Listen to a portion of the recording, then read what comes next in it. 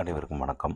அரசு பணியாளர் சங்கத்தின் சார்பாக இன்னைக்கு நம்ம என்ன தலைப்பில் பார்க்குறோம் அப்படின்னா, அங்கன்வாடி. அங்கன்வாடினா என்ன? அங்கன்வாடியோட அர்த்தம் அப்படின்னா, அங்கன் அப்படின்னா வீட்டு முற்றம் அப்படிங்கிற பேர். குடும்பம், சமூகம் கூடும் இடம். வாடினா என்ன? சிறிய மையம் அல்லது சேவை வழங்கும் இடம். அப்படின்னா சமூகம் கூடும் இடத்துல குழந்தைகளுக்கான பராமரிப்பு மற்றும் கல்வி மையம் அப்படிங்கிற பொருள்ல அங்கன்வாடி அப்படின்னு சொல்லியிருக்காங்க. அதாவது குழந்தைகளுக்கான முற்றம், கோர்ட்யார்ட் ஃபார் சில்ட்ரன். சரி, இந்த நடைமுறையோட அர்த்தம் என்ன அப்படின்னா, அங்கன்வாடி மையங்கிறது 6 வயதுக்குட்பட்ட குழந்தைகள், அப்புறம் கர்ப்பிணி பெண்கள் மற்றும் பாலூட்டும் தாய்மார்களுக்கு ஊட்டச்சத்து உணவு வழங்குதல், ப்ரீ ஸ்கூல் எஜுகேஷன் முன்கல்வி, சுகாதார பராமரிப்பு, வளர்ச்சி கண்காணிப்பு, இதெல்லாம் வழங்கக்கூடிய சமூக அடிப்படை மையமாக அங்கன்வாடி மையம் இன்னைக்கு வரையும் செயல்பட்டு இருக்கு. இது எப்ப துவங்கப்பட்டது அப்படின்னா 1975 அக்டோபர் 2 அன்னைக்கு ICDS மூலமாக இன்டகிரேட்டட் சைல்ட் டெவலப்மெண்ட் சர்வீசஸ் திட்டத்தின் கீழ் உருவாக்கப்பட்டது. இதை நம்ம தமிழ்நாட்டில் பால்வாடி அப்படின்னு சொன்னீங்கன்னா எல்லாருக்குமே தெரியும். குழந்தைகளோட ஊட்டச்சத்து, சுகாதாரம், முன்கல்வி எல்லாத்தையும் ஒருங்கிணைச்சு ஒரு வரலாற்று பின்புலம் கொண்ட ஒரு அமைப்பு தான் அங்கன்வாடிங்கிறது. இதனோட தொடக்கம் ICDS மூலமா 1975 அக்டோபர் 2 அன்னைக்கு அறிமுகப்படுத்தப்பட்டது. இதோட நோக்கம் என்ன அப்படின்னா, குழந்தைகள் பசியால வாடக்கூடாது, ஊட்டச்சத்து குறைபடாம பாதிக்கப்படாம பேணி பாதுகாக்கிறது. 6 வயதுக்குட்பட்ட குழந்தைகள் அனைவருக்குமே ஊட்டச்சத்தை உறுதிப்படுத்துறது, அதாவது அதோட ரைட்ஸாவே அது கருதுறாங்க.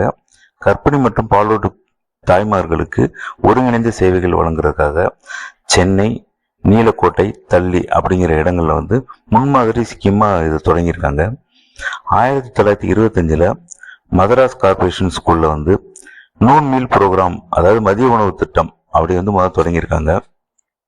இது எதுக்கு துவங்கினாங்க அப்படின்னா, பள்ளியில ஸ்கூல்ல பசங்க படிக்கிறதுக்கு, அதை அதிகரிக்கிறதுக்கும், ஊட்டச்சத்தை மேம்படுத்துறதுக்கு, பள்ளியில இடைநிற்றலை குறைக்கிறதுக்காக இந்த நூல் மீல் ஸ்கீம் உருவாக்கியிருக்காங்க.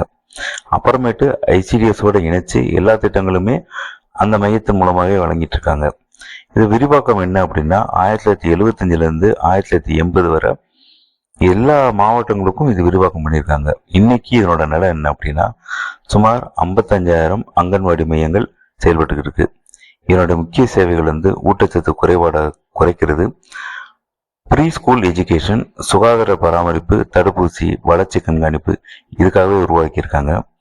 சமீபத்தில் இப்போ அங்கன்வாடி எப்படி வளர்ந்துருக்கு அப்படின்னா, 2017ஆம் ஆண்டுல 5 வயசு முடிஞ்சு ஸ்கூலுக்கு போறதுக்கு ப்ரிப்பேர் ஆகிற பசங்களுக்கு முன்பருவ கல்வி நிறைவு சான்றிதழ் அப்படிங்கிற திட்டம் வழங்கியிருக்காங்க. அதாவது இந்த ஸ்கூல்ல படிச்சு அவங்க 1ஆவது படிக்கிறதுக்கு எலிஜிபிள் அப்படிங்கிறதுக்காக ஒரு சர்டிஃபிகேட் கொடுத்துருக்காங்க. அதை நம்ம பழைய அரசு கொண்டு வந்திருக்காங்க. அதாவது கிளாஸ் 1க்கு போறதுக்கு முன்னாடி அவங்களுக்கு வாசிப்பு, எழுத்து, எண்ணறிவு இதெல்லாம் உறுதி செய்யறது. அப்ப இதோட வரலாற்று பின்புலம் பார்த்தீங்க அப்படின்னா, டிராப் அவுட் ஸ்கூலுக்கு பள்ளி விலகல் குறைக்கணும், கல்வி கிடைக்கணும், ஊட்டச்சத்து கிடைக்கணும், ஒருங்கிணைந்த திட்டமா அது செயல்பட்டு இருக்காங்க. இதுல அனைத்துவர்களுக்கும் எப்படி அங்க ஸ்கூல்ல என்ன நடத்துறாங்க, என்ன பண்றாங்க, அதோட தகுதி என்ன அப்படிங்கறத இப்ப பார்க்கலாம். தகுதி 6 வயதுக்குட்பட்ட குழந்தைகள், அவங்க ஸ்கூல் போறதுக்கு முன்னாடி அவங்களுக்கு என்னென்னலாம் பண்ணணும் அப்படிங்கிறத சொல்லி கொடுக்கறதுக்கு ஒரு இடமாவும் இருக்கு.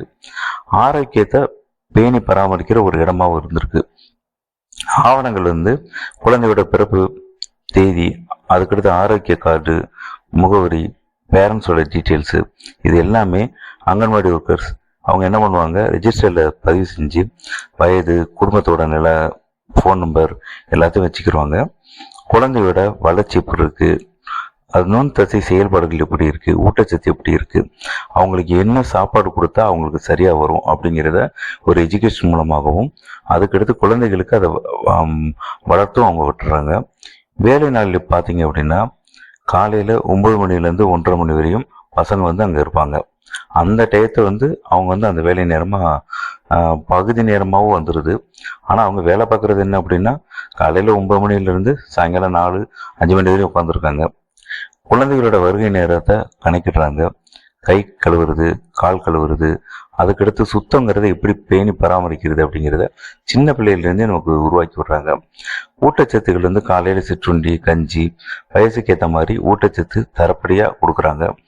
மதிய உணவில் வந்து புரதம், தானியம், காய்கறி கலந்து ஒரு பேலன்ஸ்டு டயட் ஃபுட் அதை வந்து அவங்க சமநிலையாக வந்து கொடுக்கணும் அப்படிங்கிறது.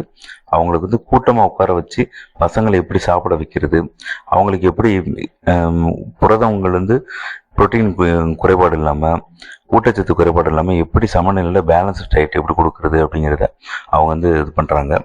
முன்கல்விங்கிறது வந்து ECCE அப்படிங்கிறது, அதாவது வந்து தொடக்கமாக வட்டத்தில் உட்கார வைக்கிறது, வரவேற்பு பாடல் பேசுறது, காலநிலை என்ன, நாள், மாதம், இது குறித்து வந்து பசங்களுக்கு வந்து டீச்சிங் ப்ராக்டிஸ். அதாவது பசங்க வளரும் போது அப்போ தான் வந்து லேர்ன் பண்ணுறதுக்கான உரிய வயசு. அந்த 6 வயசுக்குள்ளே லேர்ன் பண்ணுறதுக்கு வந்து அவங்களுக்கு வந்து நிறைய அப்சர்வேஷன் இருக்கும், நிறைய படிக்கணும், நிறைய கற்றுக்கணுன்னு இருக்கும். அதுக்குள்ள வந்து அந்த நேரத்தில் வந்து இவங்க டீச்சிங் கொடுக்குறாங்க.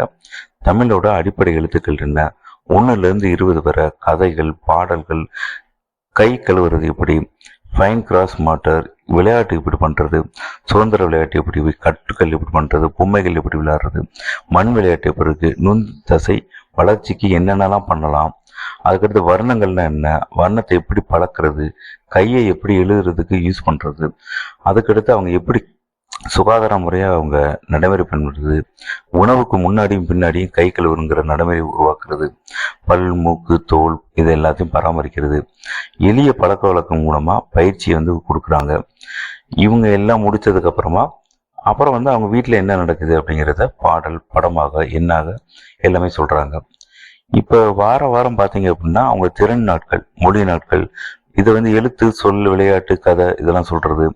எண்ணறிவு நாள் அன்னைக்கு எண்ணல், பொருத்தல், எளிய வகைப்பாடு அதை சொல்கிறது. கலை கைவினை நாட்களில் வந்து ஓவியம், மடிப்பு, மண்வினை. உடற்பயிற்சி நாளில் துள்ளல், ஓட்டை, சமநிலை பயிற்சி. அப்புறம் குழந்தைகளுடைய எடை, உயரம் பதிவு பண்ணுறாங்க. மாதத்துக்கு ஒரு முறை வளர்ச்சியோட வரைபடத்தில் குறிப்பிட்றாங்க. அதை ஒரு நோட்டாக டைரி ஃபாலோ பண்ணுறாங்க. ரெட் ஃப்ளாக் வந்து குறைவான இடைவெளி, தயக்கமான, வளர்ச்சி தாமதமான நோய்களுக்கான விஷயங்கள் ஏதாவது இருந்தது அப்படின்னா அவங்க என்ன பண்ணுறாங்க, ஆரோக்கிய இணைப்பாக வந்து தடுப்பூசி போடுறதுக்கு சுகாதார துணையோட அவங்க ஒத்திசைவு பண்ணுறாங்க. அவங்க செக் பண்ணிவிட்டு குழந்தைகளுக்கு என்னென்ன குறைபாடு இருக்கா, இல்லை இப்போதைக்கு நல்ல நியூட்ரிஷனில் இருக்காங்களா அப்படிங்கிறத செக் பண்ணிக்கிறாங்க. அது வந்து ரெகுலராக பண்ணுறாங்க. ஹீமோகுளோபின், மைக்ரோ நியூட்ரிஷன் ஏதாவது இருந்தது அப்படிங்கன்னா அவங்க வந்து மருத்துவருடைய வழிகாட்டல் மூலமாக வந்து அதை பேரண்ட்ஸுக்கு வந்து அதை தெரியப்படுத்துகிறாங்க. மாதாந்திர விதத்தில் வந்து ஊட்டச்சத்து, சுத்தம், வீட்டில் எப்படி கற்றுக்கிறது, பாதுகாப்புனா என்ன, அதுக்கடுத்து வளர்ச்சி எப்படி இருக்கணும் அப்படிங்கிறது தனித்தனியாக அவங்க சொல்லித்தர்றாங்க. அதாவது ECCE வடிவமைப்பு எப்படி அமைச்சிருக்காங்க அப்படின்னா அதோட லட்சியம் வந்து என்னன்னா உணர்ச்சி பிணைப்பு, மொழி ஊக்கம், உணவு பழக்க வழக்கம், செயல் வந்து தாய்ப்பாலோட முக்கியத்துவம் என்ன, லாப்பிங்னா என்ன, வல்லப்பின்னா, பேர் சொல்லல் என்ன, ரூட்டோட விளக்கம் என்ன எல்லாத்தையும் சொல்கிறாங்க. ப்ரீ ஸ்கூல் ஆர் நர்சரி அதை வந்து எப்படி ஆர்வத்தை தூண்டுறது, சமூக பழக்க வழக்கம் எப்படி, அடிப்படை சொற்கள், நிறங்கள், அப்புறம் பாடல், படம், பொருத்துதல், பெரிய சிறிய தூரம், அதுக்கடுத்து பெருசு சிறுசு என்ன, தூரம்னா என்ன. அப்புறம் ஒரு 4 to 5 வயசு போகும்போது எல்கேஜியோட நிலையில் எழுத்துனா என்ன, எண் என்ன, கை, கண், கால் இதோட ஒருங்கிணைப்பு எப்படி இருக்குது, உயிர் எழுத்துக்கள் என்ன, மெய் எழுத்துக்கள் என்ன, அதுக்கடுத்து 1 முதல் 20 எண்களை எழுத வைக்கிறது, கோடு போடுறது, வட்டை வரைய வைக்கிறது, இது மாதிரி வடிவங்களை வந்து வரைய வைக்கிறது, அந்த இதை ரெடி பண்ணுறாங்க. அப்புறம் 5 முதல் 6 வயதுக்குள்ள யூகேஜிஆர் ஸ்கூல் போகிறதுக்கு முன்னாடி வாசிப்பு எப்படி தயார் பண்ணுறது, எளிய முறையில் கணிதம் எப்படி சொல்கிறது, ஒழுக்கம்னா என்ன, ஒத்துழைப்புனா என்ன, இது மாதிரி விஷயங்கள் எல்லாமே அங்கே ரெகுலராக பண்ணுறாங்க.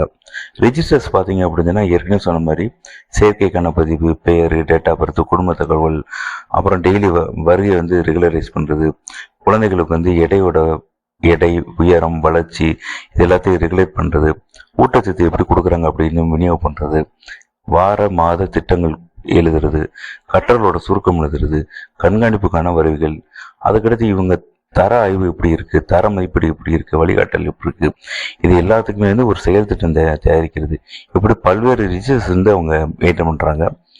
அதே மாதிரி சுகாதார பரிமாற்றத்துக்கு வந்து இப்போ எடை குறைஞ்சி போச்சு அப்படின்னாலோ, வளர்ச்சி தாமதமானாலோ, நோய் அறிகுறி இல்லை ஏதாவது இருக்கும் பட்சத்தில் வந்து அவங்க வந்து பிஹெச்சி மூலமாக ஏஎன்எம் மூலமாகவும் அவங்க என்ன பண்ணுறாங்கன்னா அதுக்கு ஒரு தனியாக பதிவேற்றம் பண்ணுறாங்க. அப்புறம் தாய் குலங்கள் இருக்காங்க அப்படின்னா அவங்களுக்கான தகுதியோட விளக்கண்ண விண்ணப்பங்க எப்படி பண்ணுறது அது எல்லாத்தையுமே அவங்க வந்து பராமரிச்சுட்டு இருக்காங்க. மெயினாக வந்து தரம் பாதுகாப்பு இதை வந்து நம்ம ப்ரைவேட் ஸ்கூலில் நம்ம இங்கே போகிறோம் அப்படின்னா அதிகமாக நம்ம செலவு பண்ணணும். நிறையா வந்து பல்வேறு ஸ்கூலில் வந்து அதிக கட்டணங்கள் கட்டி நம்ம குழந்தைகளை பாதுகாப்பு மையங்கள் மூலமாக பண்ணிட்டு இருக்காங்க. ஆனால் இது எல்லாமே இலவசமாக தமிழக அரசால் வந்து வழங்கக்கூடிய ஒரு சேவை. இது வந்து அதை தரமாக பணியை வந்து செய்கிறது யார் அப்படின்னா அங்கன்வாடி ஒர்க்கர்ஸ் தான். 822 அதுக்கு ஹெல்பர்ஸ் எல்லாமே இருக்கிறாங்க. இவங்க வந்து கை கழுவுறது எப்படி, குடிநீர் பாதுகாப்பு எப்படி, கழிப்பறை சுத்தம் பண்ணுறது எப்படி, மெனு, போஷாக்கு, சமநிலை, சமையலோட சுகாதாரம், சேமிப்பு எல்லாத்தையும் வந்து இவங்க வந்து திட்டத்தை வந்து இது பண்ணுறாங்க. இந்த இசிசியோட மெயினானது பார்த்தீங்க அப்படின்னா ஃபஸ்ட்டு வந்து ப்ரீ எஜுகேஷன் அப்படிங்கிறது தான் மெயின். அதாவது வந்து அங்கன்வாடி மையங்கள் வந்து இதெல்லாம் உருவாக்கப்படும் போது ஒரு ஊட்டச்சத்து குறைபாடு அதுகளுக்காக உருவாக்கப்பட்ட செயல் திட்டமானது இப்போ என்ன பண்ணுறாங்க அப்படின்னா டீச்சிங் ஸ்கில்ஸும் சேர்த்து கொடுத்து ப்ரீ எஜுகேஷனையும் சேர்த்து கொண்டு வந்திருக்காங்க. ஆனால் இதுக்குன்னு எந்த சம்பளமோ இதுவோ கூட்டி கொடுக்கல. அவங்களுக்கு அங்கன்வாடி பணியாளர்கள் அப்படிங்கிற பேர் தான் இருக்குது. ப்ரீ எஜுகேஷன் ஸ்கூல் டீச்சர்ஸ் அப்படிங்கிற பேரை இவங்களுக்கு வைக்கலாம். ஏன் அப்படின்னு சொன்னால் எஜுகேஷனும் அவங்க சொல்லித்தர்றாங்க. ஐசிடிஎஸ் திட்டத்தின் கீழே உருவாக்கப்பட்ட திட்டமாக இருந்தாலும் இப்பொழுது இசிசிஇ அது மூலமாக நம்ம புதுசாக வந்து தேசிய கல்விக் கொள்கையின் அடிப்படையில் இந்த ஸ்கூல்ஸ் எல்லாம் உருவாக்கியிருக்காங்க. அதில் இவங்களுக்கு எஜுகேஷன் சிஸ்டம் உருவாக்கி ப்ரீ எஜுகேஷன்ஸ்னா என்னென்ன சப்ஜெக்ட் அப்படிங்கிறத அவங்க கொடுத்துறாங்க. ப்ரீ எஜுகேஷன் ஸ்கூலில் நியூட்ரிஷன் இருக்கும், ஹெல்த் கேர் இருக்கும், எல்லாமே இருக்குது. தனியார் ஸ்கூலில் பார்த்தீங்கன்னா ப்ளே ஸ்கூல் இருக்குது, நர்சரி இருக்குது, கேஜி, கிண்டர் கார்டனில் வந்து எல்கேஜி, யூகேஜிலாம் இருக்குது. இதெல்லாம் நகரப்பகுதிகளில் உள்ளது. இது எதுவுமே கிடைக்காத குழந்தைகளுக்கு நம்ம தமிழக அரசு கொண்டு வந்த திட்டத்தில் வந்து இது வந்து சிறப்பாக செயல்பட்டு இருக்கு. அப்படி சிறப்பாக செயல்படுற டீச்சர்ஸ்க்கு வந்து நம்ம ப்ரீ எஜுகேஷன் ஸ்கூல் டீச்சர் அப்படிங்கிற பேரை மாற்றணும். ஏன் அப்படின்னா இவங்க அந்த வேலையை தான் இப்போதைக்கு மெயினாக பார்க்குறாங்க. அதாவது இவங்களோட மெயின் நோக்கம் என்ன அப்படின்னா 1ஆம் வகுப்பு போகிற குழந்தைகளுக்கு வாசிக்கணும், எழுதணும், எண்ணளவு எழுதணும், எல்லாத்தையும் வந்து சமமாக பாகுபாடின்றி அடிப்படை கல்வியை பேசிக் இருந்து பண்ணணும். அதாவது ஒரு பில்டிங் கட்டுறோம் அப்படின்னா பேஸ்மெண்ட்டை வந்து ஒழுங்காக இருக்கணும், இருந்தால் மட்டும்தான் அது மேலே பில்டிங் கட்ட முடியும்.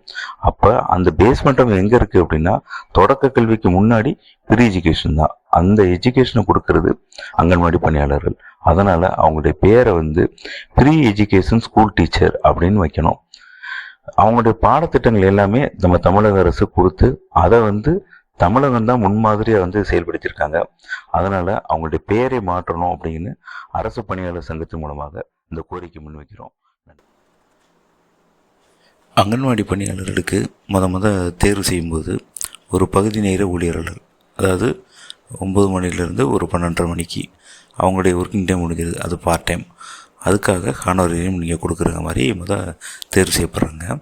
ஆனால் இந்த புதிய கல்விக் கொள்கை வந்ததுக்கப்புறமா டைம் ஷெட்யூல் நீங்களே போட்டுருங்க. அந்த டைம் ஷெட்யூல் வந்து 4 மணிக்கு பேக்கப் டைம் அப்படின்னா அந்த 4 மணிக்கு அப்புறம் தான் அவங்க கிளம்புவாங்க. அப்போ முழு நேர பணியாளர்களாக அவங்க வந்து வேலை பார்க்குறாங்க. அப்போ அந்த முழு நேர பகுதியாளர்கள் அந்த பணியாளர்களுக்குரிய ஊதியம் வழங்கப்பட வேண்டும் அப்படிங்கிறதையும் இந்த நேரத்தில் நான் தெரிவிச்சுக்கிறேன்.